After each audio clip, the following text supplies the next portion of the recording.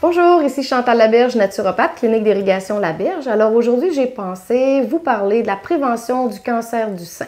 On sait que ça guette vraiment beaucoup de femmes. Alors, la première chose à faire, c'est super important d'avoir un intestin qui fonctionne à tous les jours facilement. C'est sûr que si je vais à la selle une fois par semaine, j'ai de grosses chances d'avoir des problèmes d'un cancer hormonodépendant qui est le cancer du sein. Alors, qu'est-ce que ça veut dire un cancer hormonodépendant? Ça veut dire que ça a rapport à mes hormones et c'est différent d'un cancer du foie, un cancer du pancréas.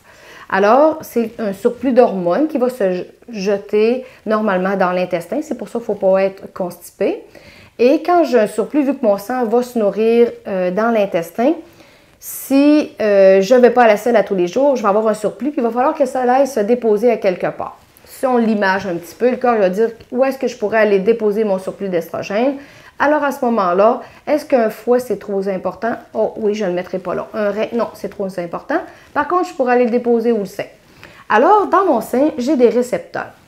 Ces récepteurs-là, si je vais comme les boucher, quand je vais avoir mon surplus d'estrogène, ils ne pourront pas aller prendre la place. Il y a trois choses au point de vue alimentaire qui vont vraiment aider à prévenir le cancer du sein. C'est de consommer à tous les jours des huiles d'olive première pression. C'est de consommer des graines de lin moulues à tous les jours parce que, il va aider aussi à ce que notre intestin fonctionne bien, des super fibres. Et de prendre des protéines de soya aussi qui vont faire, qui vont boucher les récepteurs du sein. Alors à ce moment-là, ça va nous aider grandement.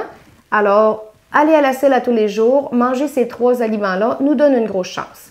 C'est sûr que l'exercice physique aussi nous aide beaucoup. Et en plus, une bonne attitude de ne pas trop materner les gens et aussi de penser à nous. Alors, bonne santé!